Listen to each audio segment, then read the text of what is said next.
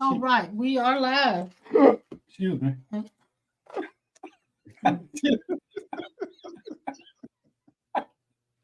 She gotta stop messing with me, boy. I put her in the mud. You know that. I don't play. I don't play. I done told her that for 50 years. I don't play. Hey y'all, how y'all doing? Good to see you. I'm glad nobody's here but Linda. But anybody watching after Miss this, Linda, when we go offline. Miss Linda. Oh, hey there, Linda.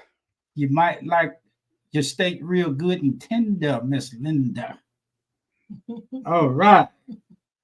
Yeah, when you speaking of steak, I did that Sunday. Did you fix it up, man? I fixed it up. Did you put the touch on it? I put a hurting on them. Yes. I know, so I ain't got nothing in the mail yet. Well, no, I ain't gonna mail you that. I'm gonna bring that to you.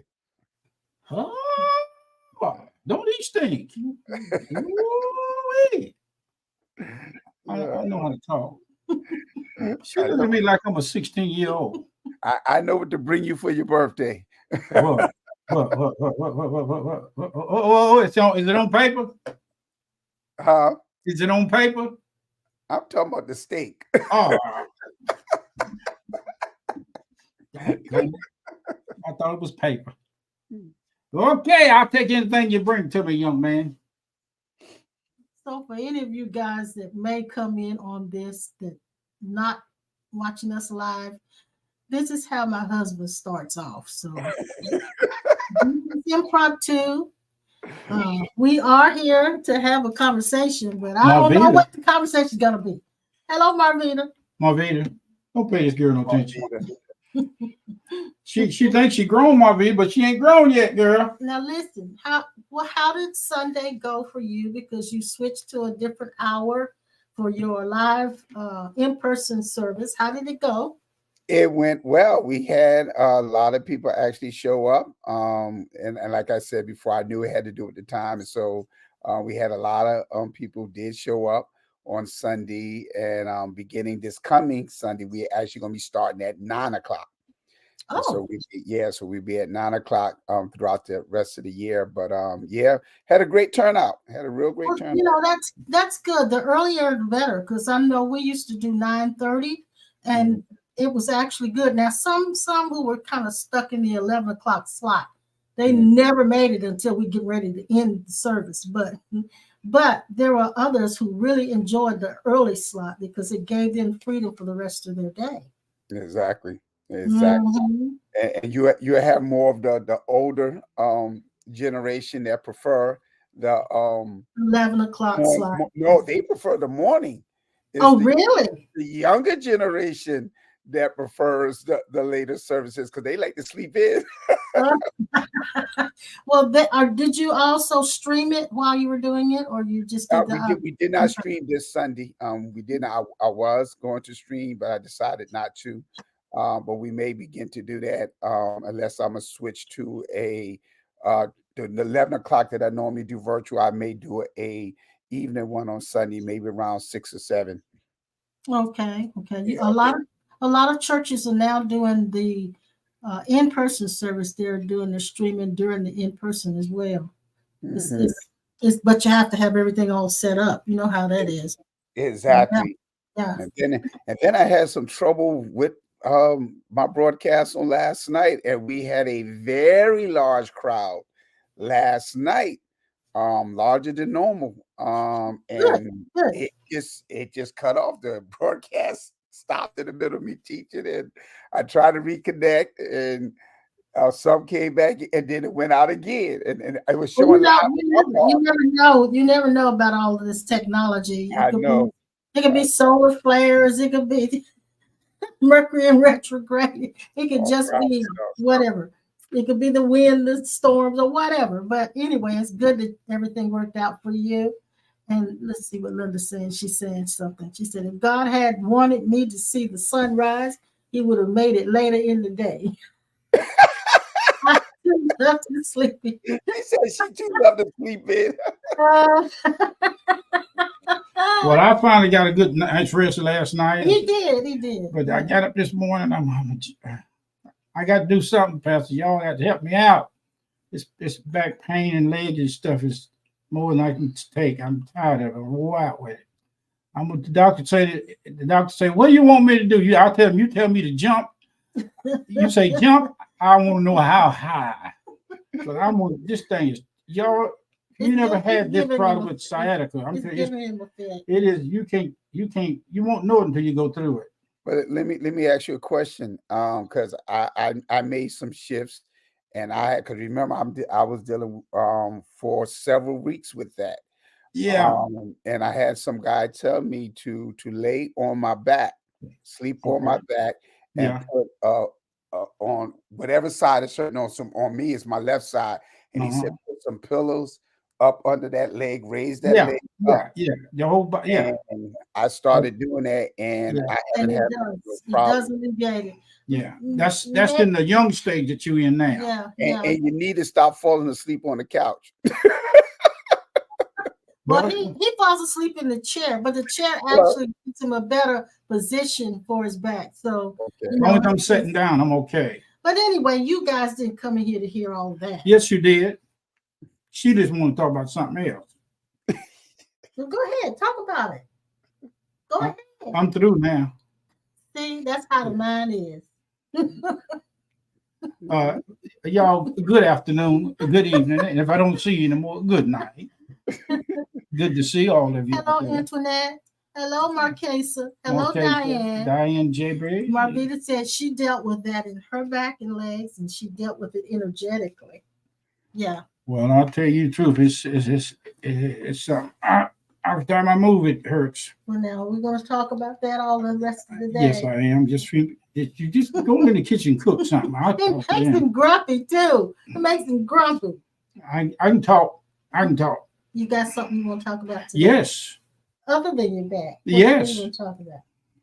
The reason why it's so difficult for everybody to understand oneness and their true identity is that the ego is a ghost with a bad toothache and is trying to keep the hierarchy position to not let us realize that it is not real. It has been identified as being an us that is not the real self. Mm-hmm. And when you are empty of what is called effort is why it takes so long to understand our union with the Father. When you finally get into this thing strong enough or lighthearted, open-minded enough, you begin to understand that at the end of this thing, there is nobody here but the Father.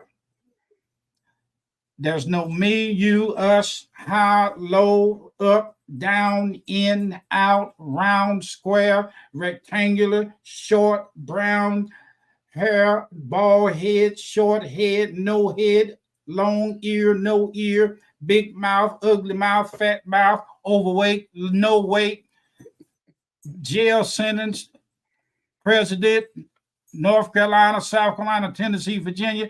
There is none of that existing when you go to the point of zero. Mm-hmm. Now that should free you from spiritual warfare, fighting the devil, Satan, demons, everything. Go back originally, and look, I'm going to say this like this. Heaven, hell itself is wrapped up in the Father. So the clue to this whole thing is zero. And even when it gets to the zero, that disappears. So our true essence, there is no more seeking God, looking for God, waiting on God, getting answers from God, being led by God, being said by the Lord that He coming, He done been here, He's not here, getting saved, unsaved, no saved. Everybody is going back home, whether it is denominational, that don't exist. Methodist, Holiness, Presbyterian, that don't exist. Literature, books, stories, up and down, clouds of heaven, gifts, anointings, all of that is rolled back. I finally come to the place of seeing. But let me tell you this. The other night when I started seeing it, I could see my eyeballs standing over in the corner looking back at itself, and it said, boy, you know you done lost your mind. I said, yeah, you have. I haven't. I said, I'm just now finding out that the losing the mind is the best thing that ever happened. Now, do y'all hear me out there? I'm telling you the final crux of this thing that we're on now. Somebody wrote a note to a certain brother and said, how do you explain the Course in Miracles when it comes down to having out of body travel and astral projection? He said that even don't exist. Now, if you're gonna go straight, you might be going straight to grandma's house. And Little Red Riding Hood went there and found that fox in the bed in that story they told us in school. And you know good well a fox ain't getting up in the bed putting on grandma's clothes. It was a wolf. Well, fox, wolf, whatever, it was a hound or a beagle. It didn't have no sense. That don't making sense and not making sense. Good sense, good well-being, and no being. None of it exists. Now, once you understand this, the spirit of your essence begins to drop things off of you. There is I noticed the other night, around 5 o'clock in the morning, time didn't exist. This thing inside the head was talking like a broke neck chicken in a meat house. I mean, it was yep, oh, yep. And finally, it wore itself out. The inertia of the mind wears itself out. And all God, us, the true self, in essence, is doing is watching it and looking at it and observing it. And just letting it wear itself out, because in the end, that's going to disappear. And all the noise that's been going on in your head will cease to exist. I love what Linda put in the comment section. The mind is always ratting around like a shoe in the dryer, and wait, don't you know that? That's an annoying noise. That is annoying noise. Yeah, hey, look, the mind you just went to the bathroom before you went to bed. Then when you get into bed, the mind says, don't you think you need to go back? Don't you feel like you're gonna wet in the bed before you wake up in the morning? That's the mind idea of getting attention. Oh, he getting it, but he ain't gonna get it the right way. No. Yeah. We done found out something. I want to piggyback off of two things that you stated in the beginning concerning the ego. And again, we mentioned that it's the false identity.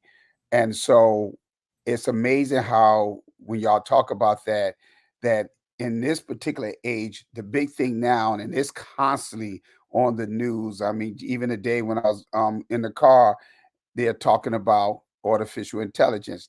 Matter of fact, they use artificial intelligence to create this last song that the Beatles are just going to be their last song. And so they were able to use AI to create one of the guys' voices and stuff like that. But again, when we talk, we know that AI deals with machine intelligence, robots and stuff like that.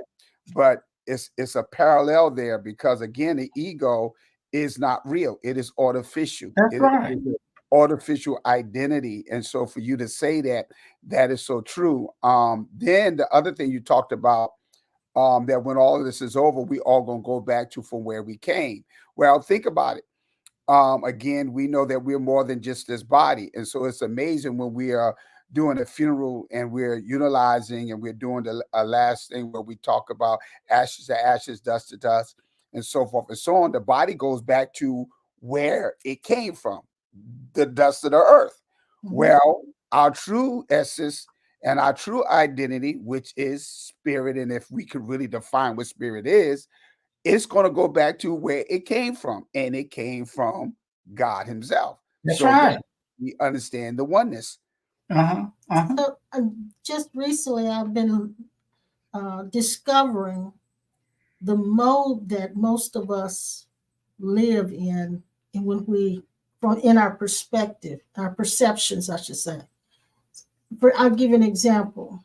If you take a tall man and put him beside a short man, and you ask if one is short and one is tall, the mind would say, yes, there is a tall and there is a short. If I stop looking at, let's see if I can back up. If there were no tall men, would the short man be short? No. If there were no short men, would the tall men be tall? No. So our mode has been, we have looked at everything from a relative point of view. That man that's short is only short because he's standing next to something that's tall.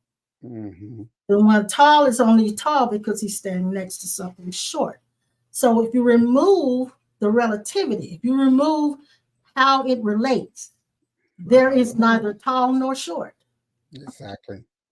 So to see in the absolute as God sees, God doesn't see in relative. For instance, male or female. Let's just say if you put a man and a woman next to one another, and you ask that woman if she's a female, she'll say yes, and the man will say yes, unless you get into the LGBTQ and therefore community. You may ask, they might have a whole nother pronoun. But if there were no relative males, would a female even say she was female? No. Then vice versa. If there were no females and there were only male bodies, there would be no male. They would just be. And so God sees in absolutes because God is absolute. So there is no here or there. And so I'm getting to the point where you guys were talking about going back home. Home is we've never left home. That's right. We've never left home because there is no here or there. That's only relative because I think there's a here because I see an opposite of a there.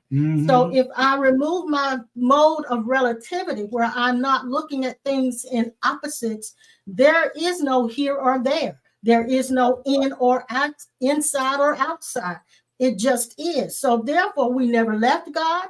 God never has been apart from us.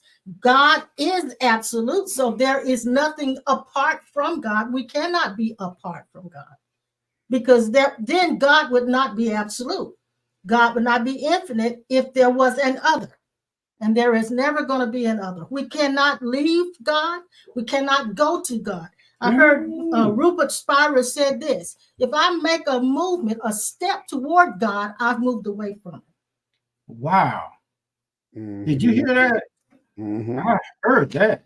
And that's seeing without relativity. And I even took my baby girl dog. I said, if there were no animals with 4 legs and fur, and there were no bodies with 2 legs and no fur, there would not be a dog and a human. They would just be. She would not be called a dog. That's right. If there was nothing else here but what looked like her, she would not be called a dog. That's right. She would just be. So that even the difference and distinction between a human and an animal is not real. That is also a part of that mode of relativity that we have been perceiving everything with. That's been our perspective, our perception of everything as opposites. And therefore we miss what is real because there is no, in other words, I can't be a me if he's not an I. Exactly. I can't be a me if you aren't a you. So if I remove that mode of seeing a me and a you, or a me and an I, there is nothing but one here. There's only one here. Exactly. And that's real simple when you think about it. It is. It's overly simple to realize that it doesn't, there's nothing has to change. We're all that same one. We're all the same one. And there is no other. There is no going to and coming from. You know, Carlton Pearson transitioned yesterday. I was trying because I was looking to see if he actually did or not. And He so did. he did. Okay. So Yeah, he he did. did yesterday. Okay. And so he's not gone. Mhm. How could he be gone? There's nowhere to go. Exactly. What we don't have now is the animation of his body, but he is here. And it's all because we keep forgetting again. There is more to all of this because again we have to say it that way because there's no word to really describe it. There's more to all of this than just the natural realm. And so when you talk about there's no here or there, we have to remember when it comes to God, there is no time. It's Mm-hmm. when we operate in the sphere of time that's what causes us to come up with different things, such as we are focusing more on the purpose and our function during that time span. And Time is relative. Time it's is relative again, because exactly. there's really no such thing as days. Hmm. There's simply rotations of the earth. So Exactly. there is no day here and yesterday and today and tomorrow. And there is none. That's only relative. It's relative to the fact that one is light and the other is dark. Hmm. And then we say that's a day and a night and it's another day. But in actuality, it is not. It is just now. That's it. It's just now.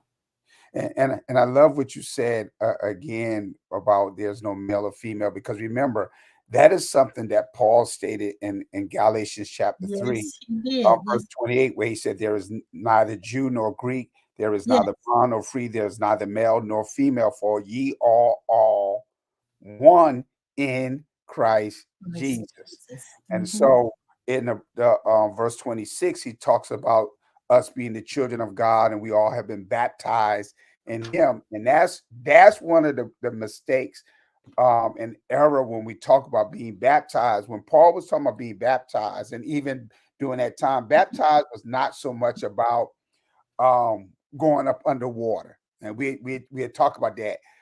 You know, you go up under, you go down, old creature, and then when you come up, it's symbolic to you becoming a new creature and stuff like that. But that is not the full revelation of the word baptized. And actually, the word baptized, when you really look at in content to what he is talking about, he's actually talking about a merging or re-emerging, or like we talk about coming back and understanding that we are not separated, we are one. And so when we talk about baptized, it's not about going underwater and coming up, because he talks about being baptized in the spirit. Even Jesus made that statement when he was talking to Nicodemus, when he talked about being one or being born again in the spirit and so forth. So again, he's talking about a complete merging, or there is no separation whatsoever when we say baptized. So let me ask this question. If we leave the mode of relativity, there is only what we call spirit and body, because they appear to be opposites. If we cease looking at the opposites, is there actually a spiritual realm and a natural realm? No. No. There is only this God presence realm. Mhm. But there is spirit taking the appearance of form. Mhm. That makes sense. You're not really a form, It but does make sense. you, the spirit, are taking the appearance of a form. Which You, which is the that Genesis spirit. narrative. Which is the Genesis narrative. The spirit took on form. Yes. He placed himself in what he created. He took. Okay, but let's even go past. Let's go past the in and the out. Mhm. Was there anything to put itself in? So it is God appearing as forms, Mhm. not in forms, but appearing as forms, as if it is a form. Does that Mhm. make sense? It Because does. It's God appearing, not God in a form, because the form cannot be an other than God. You are hearing me? Mm-hmm. If anything is other than God, he said, there is nothing, no one else beside me. That's what he said. So look, that means that whatever's appearing, it is God appearing as that form. And I could understand that and have insight of that, because all of this is occurring. Everything that is occurring is occurring in the mind of God. Yes, So, this is so all it's not even, it's a, yeah. what we are is the projection of his thoughts. Yeah, we are a thought. Yep. Yeah, we're the thought God thought up. Yeah, exactly. To appear. And that's why we could say is in him we live, we move, we have our existence, because we only exist in the mind of God. We're only an imagination in an imagining of God. God is imagining us into existence. Yeah. Yeah. That's exactly right. But you know, people lose sight of that, and it's so simple, but we lose sight of that because we are habitually used to looking at things in opposites. And that is a symptom of separation, of believing in separation. That's a symptom of it. And we unfortunately we were born into this thinking mind that believes this is what it is. But in actuality, the mind is just a mechanism that was put here for the form to be able to navigate in this world that appears to be apart from heaven, apart from the spirit world. But in actuality, it is not. Everything here is spirit. It's compacted. Everything here is awareness, but it's compacted and contracted. Mm-hmm. And it's still the same essence. We only experience the separation when the ego has this desire and craving for self-importance. That's the only time we actually see the separation or experience that separation. Because of that, I'm gonna do whatever I have to do because I have this need for importance, to be relative and separate from everybody else. Yeah. Now I thought about Dad and his back and everything that he's dealing with. What is actually happening is what Dad actually is, the essence of God in this body or as this body. It's now tired of the suffering that this body has. So it's like the body can't serve it now. And so that's the frustration. Mm-hmm. That's the frustration. The form is no longer serving, but at the same time, the essence of God is choosing to be in this frail form, or not in, but appear as it. And so now learning to live with this frail, limited form that we have believed ourselves to be, which we are not, mm-hmm. and utilizing it in its current state is the power of God to continue to function, move, do whatever now in the body that is no longer strong to do what it used to do is the power of God. That's the expression of the power of God. I was looking at the trees. We've got all these trees around us now, and it's beautiful during the fall, and they're falling like rain now. Mm-hmm. And I noticed that everything is an expression of God. That means every leaf that's falling is saying something to us. Every leaf that's holding on is saying something to us. Every leaf that has not changed colors is saying something to us. Every leaf that has changed colors and held on is saying something to us. Mm-hmm. It's a message in everything we see, because everything is an expression of God in these forms. Mm-hmm. So God is speaking to us through all of these different forms. Exactly. When I go under anesthesia and I be in the emergency room many times, I go to talking to an anesthesiologist. It's like that anesthetic that they put in your veins. I can, you can feel it. It's cool, run like cool water through you. And I was talking to them about where we did our training, and they had their training in the halls of science on the other side, which is still a part of the story. And one of them asked me before I finally went out, said, "How many people have you ever heard talk about stuff like this?" Oh, I said, "All of them." I said, "Everybody I talked to, when my mom was crossing over, I talked to one of the interns in the operating room, emergency room, about that." And when you get around people, that I always tell them, your sermon or your message is the essence of the experience of seeing the essence in its true color. And when I told a certain person in the restaurant that Jesus' eyes was the color of everybody's eyes in the universe, they looked at me funny because I could read their minds when I said that. And the mind says, "Yeah, but everybody ain't saved. Everybody don't have the Spirit of God. Everybody ain't been born again." The waking up rules out. I'm telling you, waking up rules out being sleep. Mhm. Being sleep Mhm. wakes up and find out that it don't exist. Mhm. Mhm. You don't have to tell anybody anything anymore when you find and see this. Faith, faith and belief then took the back seat, and who's driving the car is no longer an effort to try to keep the car on the road. But what is keeping the car on the road is the same one who's driving it. They tell me that we really, when we drive a car, we really not going anywhere. The earth is just spinning on our wheels. You ever heard that before? Mm-hmm. Yeah. So that's the reason why your tire wear out, because sometimes you hit a place on the earth where it's slipping and you're trying to slide your way back to the house.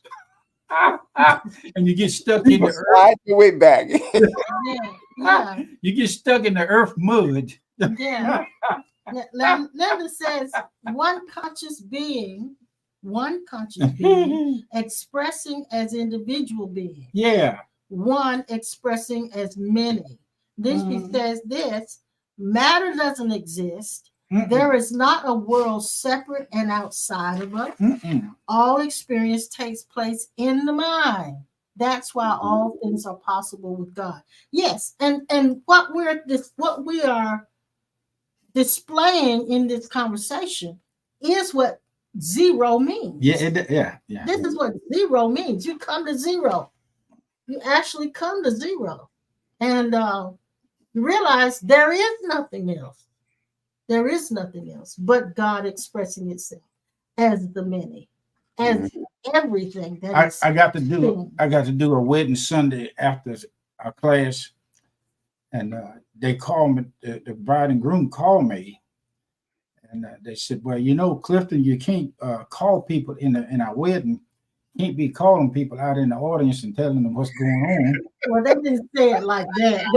That was the essence of That's what that. they meant. Yeah, You know, that was the he essence did. of He that. Robert said you can't go out and minister to people and call them out in the audience. Well, this crowd is the fundamentalist church people, Well, and they won't want to be able to handle all this stuff. yeah, And I said, "Well, yeah, I know how to act." yeah. The bride to be said she's been in a Christian church for all this time, flying under the radar. She said because she's awake, but still mingling and intermingling with people who are Judaic Christian in their minds, in their mindsets and beliefs. So she's been flying under the radar. And in the wedding, she said she just doesn't want to shake that. And so, you know. I told him, I said, "You don't have to worry about that. Some people think I ain't got no sense. Well, I ain't, but I got enough. You kind of like you don't got none. I kind of know how to put my shoes on and time. So what I started doing, buying slip-ons. I know how to put on slip-ons, so I know how to. So she's wanting to play it safe. Yeah. And which way I understand, and we give her what she needs, what she wants. And I could identify with her and also discovering that there are so many people who are just like you said, flying under the radar. They fellowship with those that have that certain paradigm. Mm-hmm. in all essence, they are awake. And Dad, it goes back to what you said to me many years ago when we was there and we was at the Japanese restaurant eating, and you just looked over to me and said, in order for you to be successful at Bowl, the church where I'm the founder, in order for me to be successful there, you said I had to go back to sleep. Yeah. You just came out of nowhere and said you have to go back to sleep. And remember, I said without any thought whatsoever, and was in tears out of nowhere. And that shocked me because I'm like, the impact of what you said, how it hit me. I said, but I don't want to go to sleep. And so it is a challenge when and you've come to that place of having not just awareness, but expanded consciousness that is more to this thing than what we have been ingrained in. I'll put it that way. It's much more. I mean, and it's weird because when I do that often, I'll go back and look at my journey, because there was a time where even in the beginning of that journey, I knew there was more, but there was no one that I could find or connect with that would speak the language that my inner true self knew the language, but there was no one else used that language until I met Dad. You see what I'm saying? And then it was like, I feel like I'm home. Or more. I didn't feel like, I never felt like I fit even during that time. You see what I'm saying? Yeah. And it's because of what your message is, your purposeful message is in this human incarnation.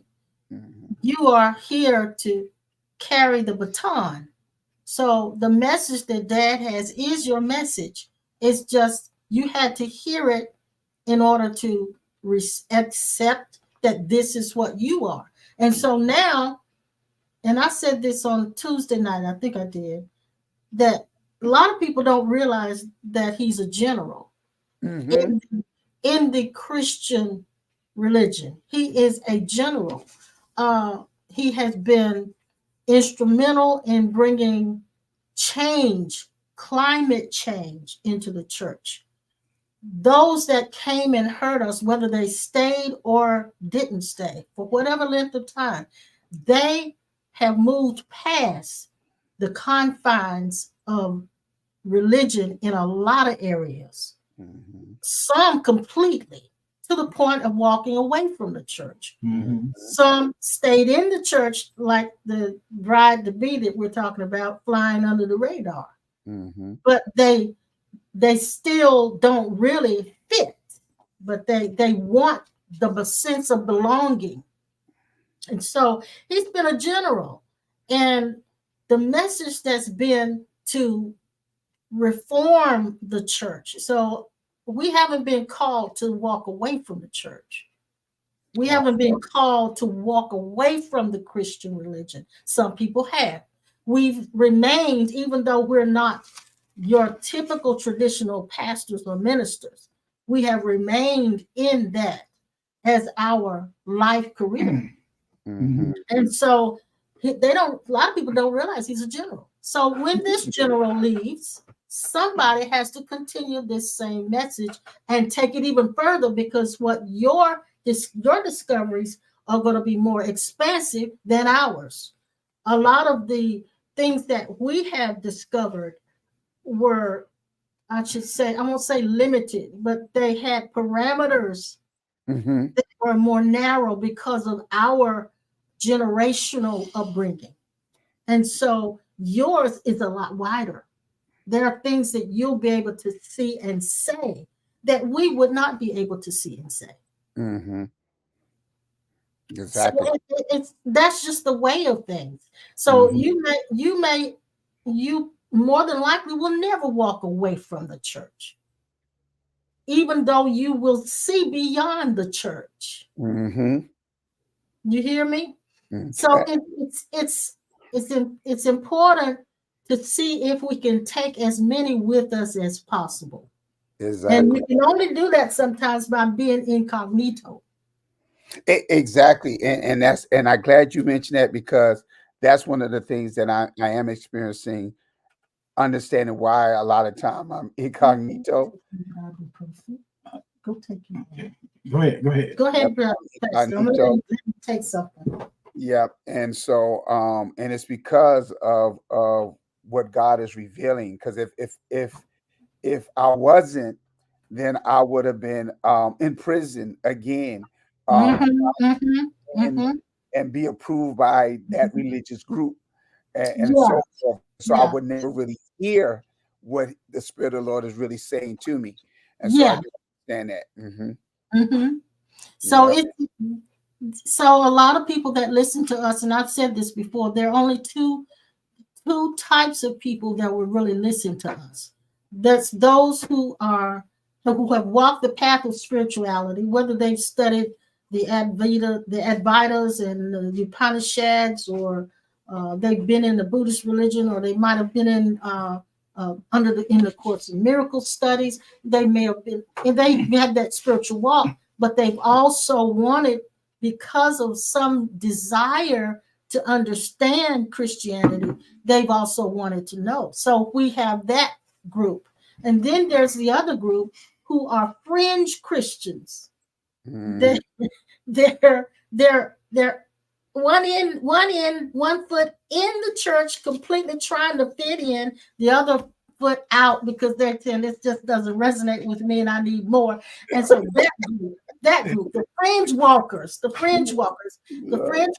are the ones we reach. They will hear us because they need that Christian language, but they need more than just that Christian language. Exactly. And one day, and this is one of my plans, and we probably end up doing it on the broadcast as well, because again, I think one of the biggest errors, the biggest mistake, the most misleading thing in, and I'll say in the Christian world, so to speak, is the misunderstanding of what a Christian is. It's not what we are trying to be. It is actually what we are. Again, they keep forgetting that when that word was first used according to the Bible, now according to the King James translation, I'll put it that way, that was when the apostles was in Antioch. Yeah. And they looked upon them because they were operating as if Christ was, and we know he was, but seeing the miracles, the signs, and wonders, knowing that the only person that was able to operate during that time like that was Jesus the Christ. Now we have the other apostles who are now walking as one, understanding their oneness with Jesus as Christ. That is why they said they are Christians, because the tongue was saying they are Christ-like. They are just like him. Yeah, and That's you realize, and I know you, and that's true, and also the ones who gave that term, who coined that term, were not Christians. Nope. They were people who were looking on them and saying, this is what they are. Kind of like, remember Dad Hagin brought the faith message out, Kenneth Hagin brought the faith message out. They called his followers, Haganites.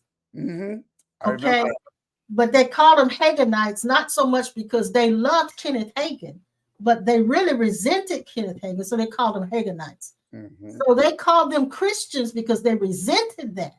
And so we've taken that term as if that's what we are. That's not what we are. That's the label that was given to us, just like the N word was given to Black people. Exactly. And just like picnic, the word picnic. Oh, yeah. Yes. The meaning of the word picnic. Yeah, exactly. So if people understood, it was given that term was given as a label to people who followed Christ, just like the N word was given to Black people. Exactly.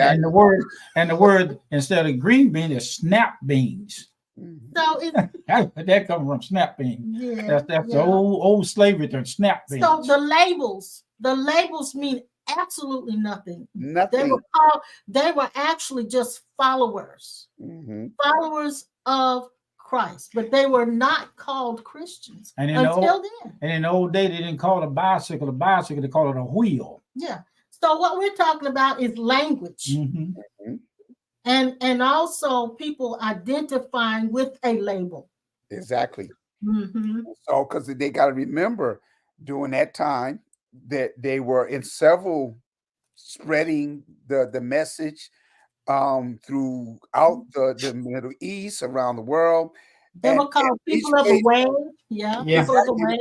In chapter 9, it was known as people of the way. And so different areas that they went, the people there called them something different than what they was called somewhere else. You see what I'm saying? Because at one time, remember, they thought that they were named Zeus and Apollos. That's who they thought they were.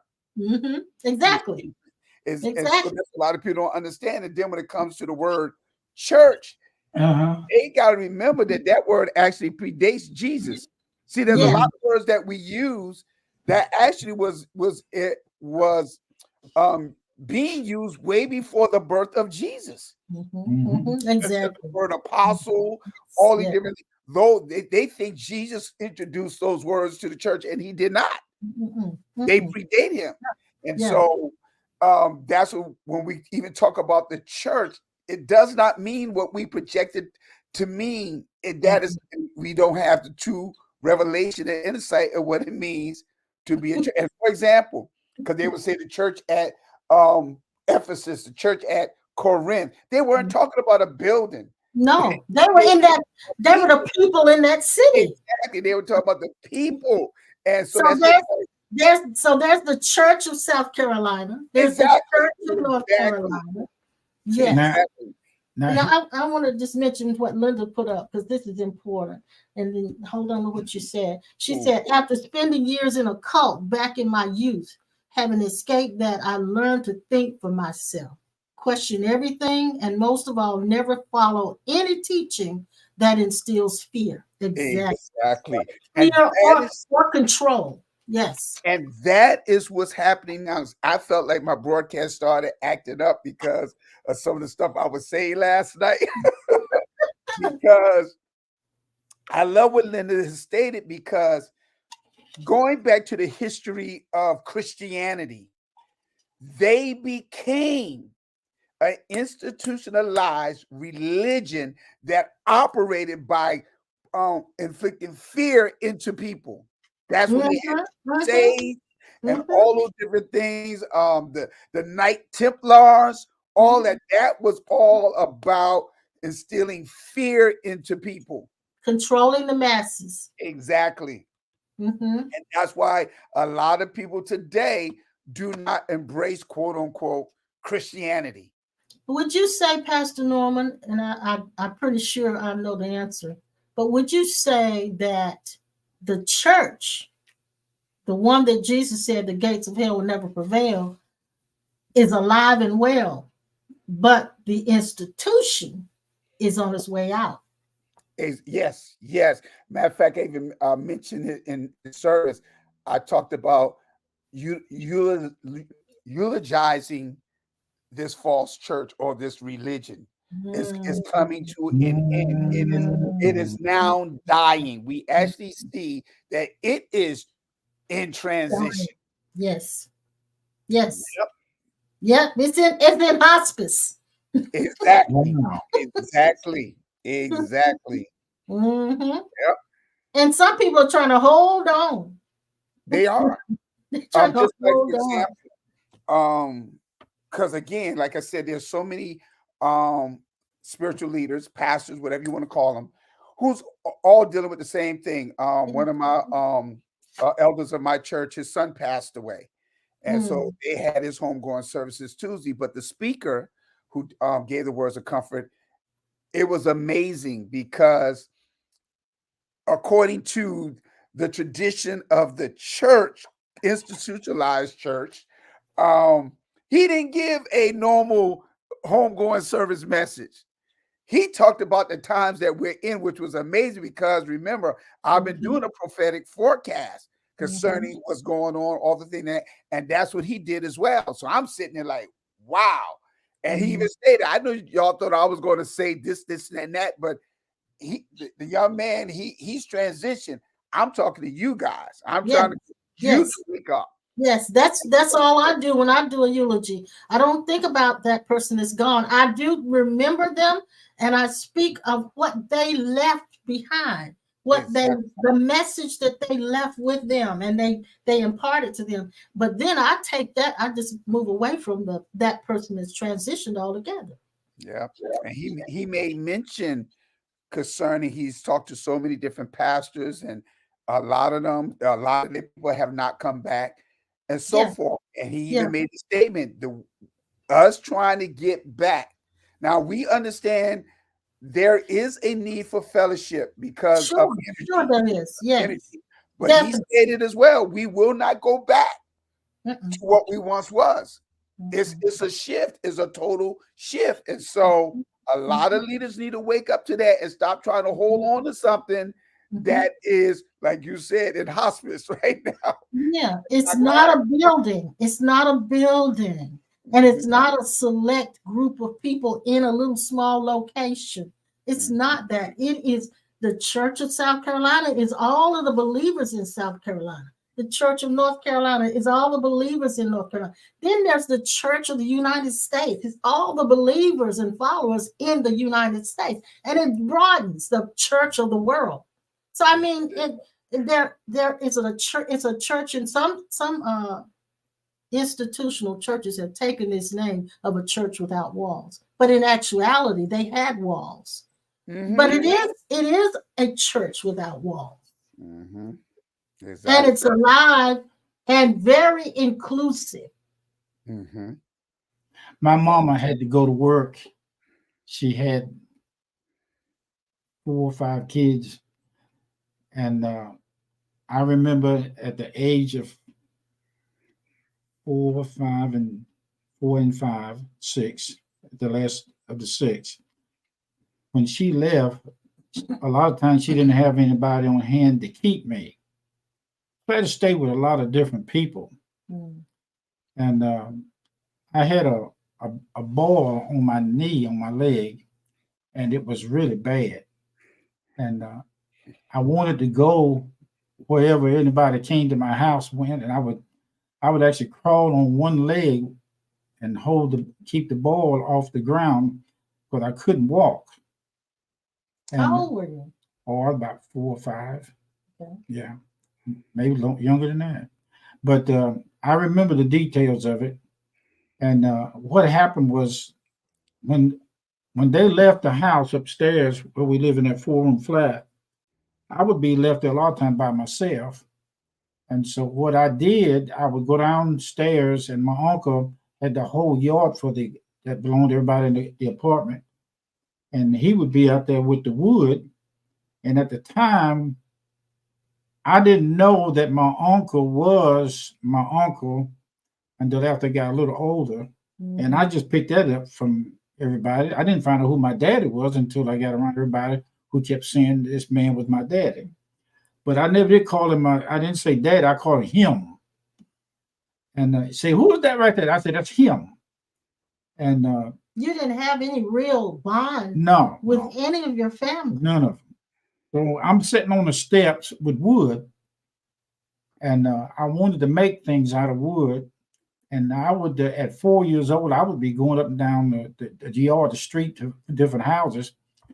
And I come back to the backyard. And then when it was time to eat, I would be sitting at the door, hoping that somebody either upstairs or downstairs would let me come in to eat with them. And upstairs and downstairs, for those who might not know, this was a 4-apartment flat, 2 apartments upstairs, 4 families, and two apartments downstairs. So when he says upstairs, he's talking about leaving one apartment and going up to another apartment. And in the middle of it was stairs. Yeah. And so one evening I was sitting at the door waiting. I could smell the food, but my uncle was cooking, but nobody would let me in. So she come on out there on the steps and said, come on, go in and get something to eat. And it was then that I took up with her, but I didn't know I took up with her when she used to come upstairs before I was born and was asking my mama to let her have me as a child. And then when I was born, I remember being in bed with my mom, and my aunt would come and get me, and I would be crying to go downstairs with her. So she finally asked my mom, said, "Let me have him." So you did get attached to your aunt. I did. I did. I Mhm, really did. mhm. And I was afraid of my mama because she lived a real rough life. But God gave me a heart to blend and mend all of these things with all these people. And all my other brothers and sisters didn't get a chance to do all of that. They would give me a rough time because I lived with a man and his wife that had a little bit more during that time than the rest of them, and so they wanted me to steal food from downstairs and take it upstairs to give to them. I tried it, but it You wasn't. had with your aunt and uncle, you had food and shelter. Yeah, I did. They upstairs with your mom didn't have Didn't have food, anything. and No. the shelter was there, but it wasn't comfortable. They had to get a bag of wood was 50. A bag Yeah, of coal was 50 yeah. cents. So they thought because you had the food and the shelter that you were That I more was supposed privileged. to. I was supposed to be their deliverer. I yeah. was supposed to be their Moses. Yeah, yeah. But God had used all of that to this day. I'm gonna be honest with you, even though it's a story, and a part of the story is all these material fragmented things. I know they're not real, but I still I can remember more of my past than I can of the present moment. Mm. And I do, I really do. Mm. And that's something I've had to deal with, and that's where PTSD come in from. I remember the moment It's 24/7. like you're still living there. That's right. That's right. I get you. And when I married you, the day that I was deciding to marry you, I didn't tell anybody what I was doing. They knew what I was doing because And I can understand now why you wouldn't have told anybody, because it was like you were living with people, but not really, no one really considered themselves your guardian. that's true. That's true. So it's like you were just living with them. So Yeah. I'm all I can say is that there was as a brokenness of tears constantly, 24/7, and Well, it's amazing you made it out of that. It's amazing that you come as far as you have. it's a in great. your understanding and in your awareness. For a child to go through those kinds of things, that's Mhm. very difficult. There's not a lifestyle that anybody's ever lived that I didn't live in that time of the story of coming to where I am. And your point now, And you're my gonna come point to your is that point? in all of that, I didn't know until now. I had nobody to turn to but God, and I was turning toward God. And in your understanding of God at the time was like Cecil B. DeMille and The Samson and Delilah, yeah, and the Ten and Commandments. Steve Reeves and Hercules and Mhm. Samson and the Ten Mhm, Commandments, mhm. and That's funny because those were the same things I had embraced before I actually was yeah, enlightened. Yeah, yeah. Same. that was our concept of God. Yeah. And I one time I sat up in the bed and I cried till I shook the bed, and I asked God. I didn't know how to talk to him. I said, I need some help. We need some help. Please fix this. And I'd go to school on during the morning. I'd be so tired and wore out because I've been up all night. Which would account for the attribute, you could say, didn't help you with your No, learning at no, all, no. which caused you to have a lot of blocks in that area. And yeah, and I went to school with a greasy brown bag, and sometimes the bag What was your sandwich? um, 2 pieces of bread and two what? two pieces of Bologna? bologna and an egg Oh scrambled. yeah, Bologna. was it fried? Yeah, No, it's scrambled yeah, fried. My I favorite, see Scrambled. why the bag was greasy. Yeah, my and the favorite, bag would be my so favorite greasy. was liver pudding. Yes, Lord. And I'd have to sit in the cafeteria with all the other kids eating food, good food, and I'd eat the cold food, the bag under my desk and everything. And a lot of time when they said take a nap, I went to bed in the classroom. So. Because you probably didn't have any sleep at home. No, I didn't have nothing at home. And then when I get home and I get out of school, the first, second grade, I had to wait outside. If nobody was there, I had to wait outside in the swing till somebody came home and they Because eat. they locked every Because door. they locked every door and I was locked out. Yeah. So that's a hard childhood. Yeah. It really is. But your And point that's was what I was about getting ready to that, talk about.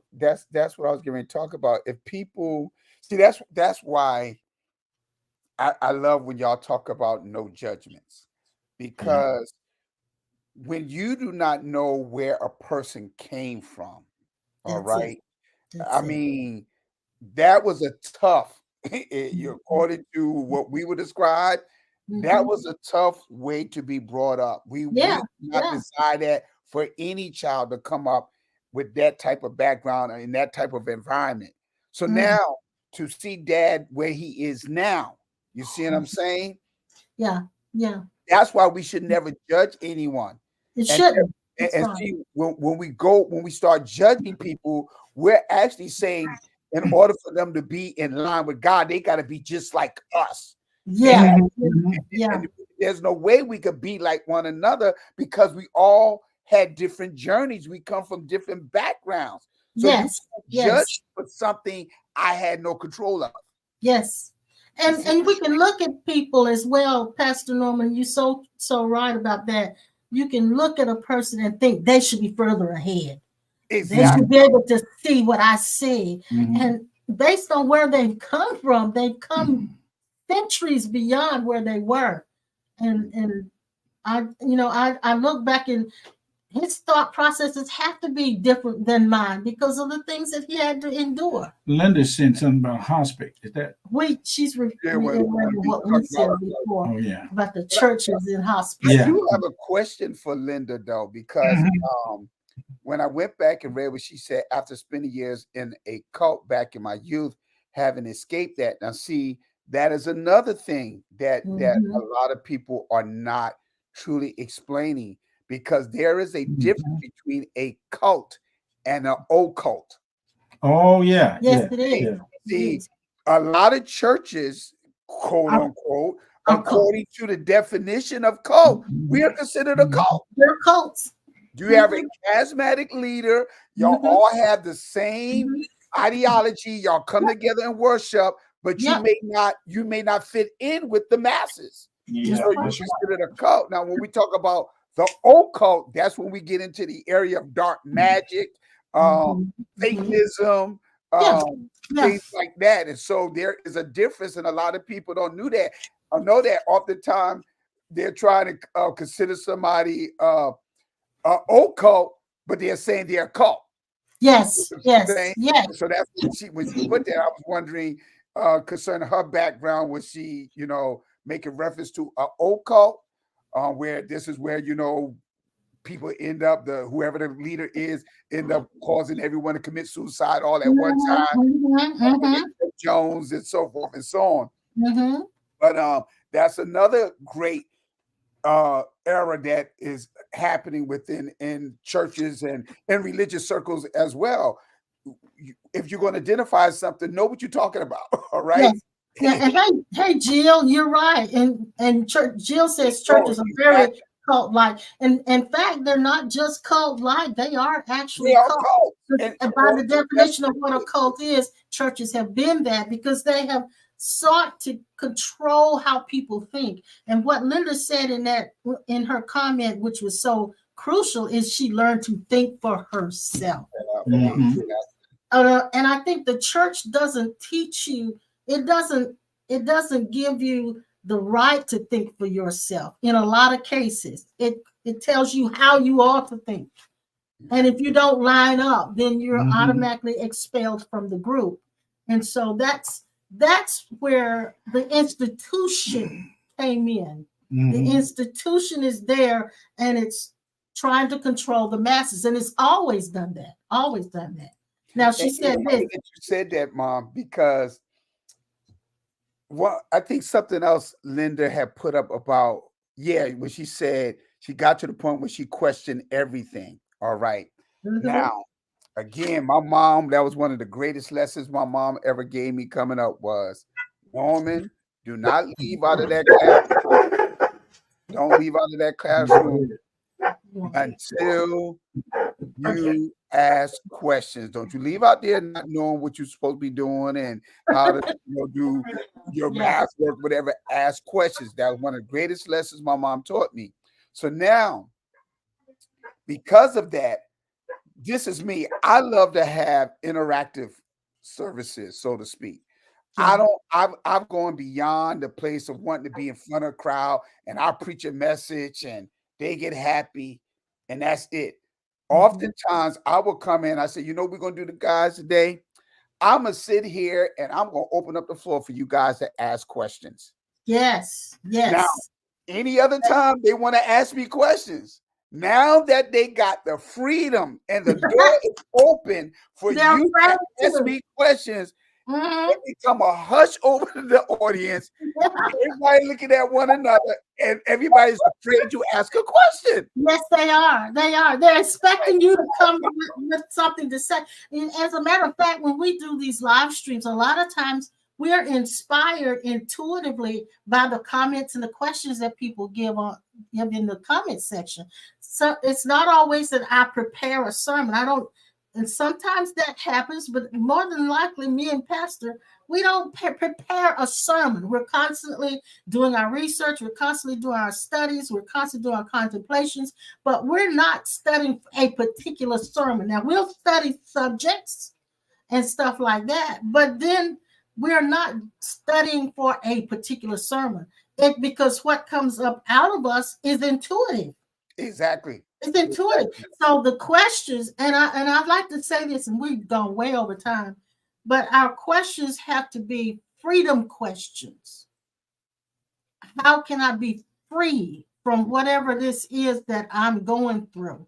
Or I should say, a question that will not so much about how many animals did Noah put in the ark, not those kind of questions, but questions that pertain to your actual freedom from this human thinking and this suffering, this all of this stuff.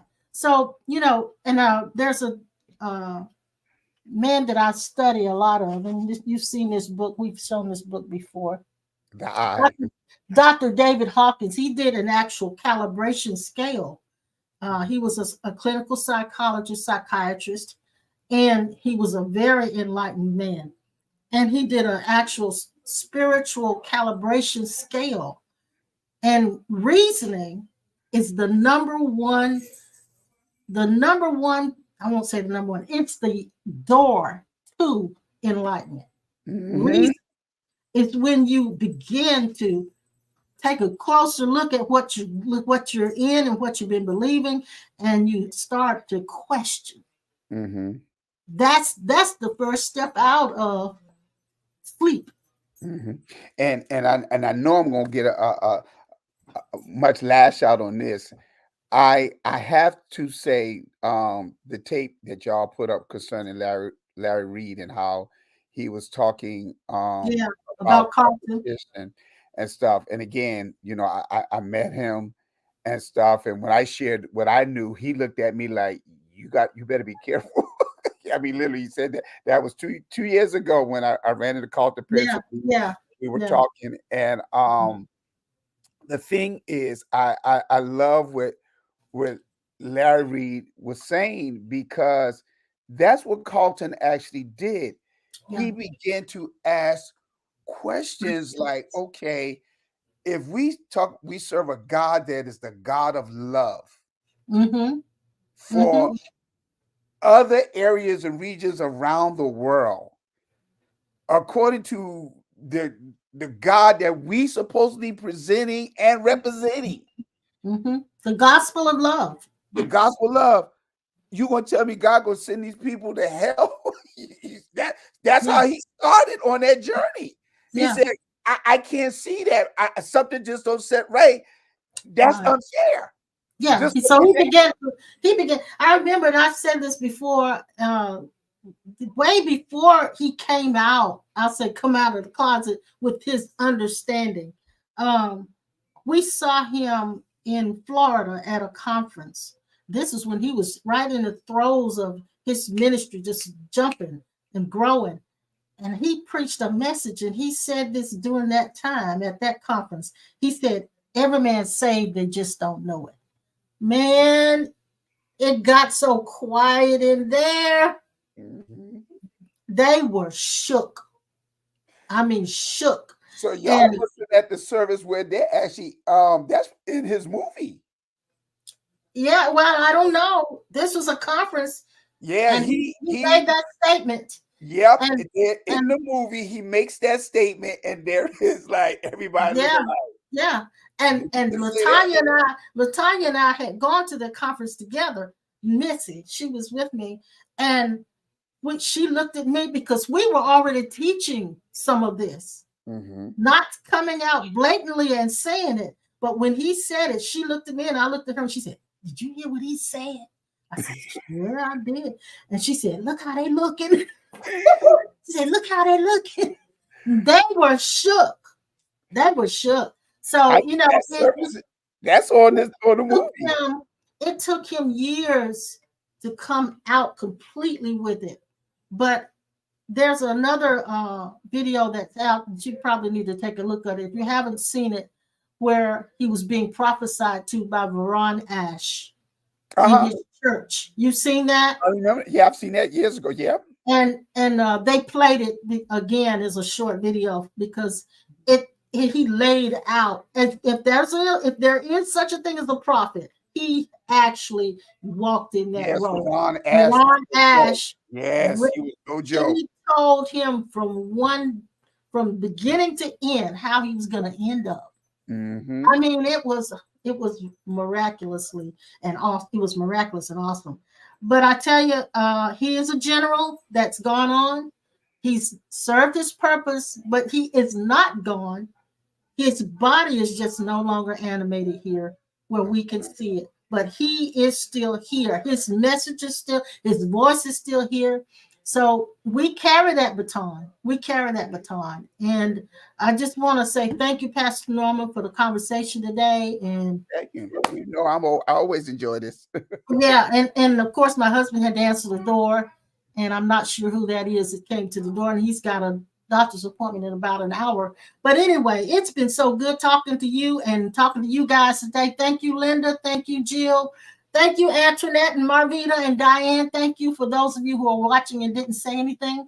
Thank you guys for being with us for Impromptu. We'll be back again next week, Lord willing, and nothing changes, with Pastor Norman. I love you, Pastor Norman. I love you, Mom. Yeah, we'll see you next time. Bye-bye.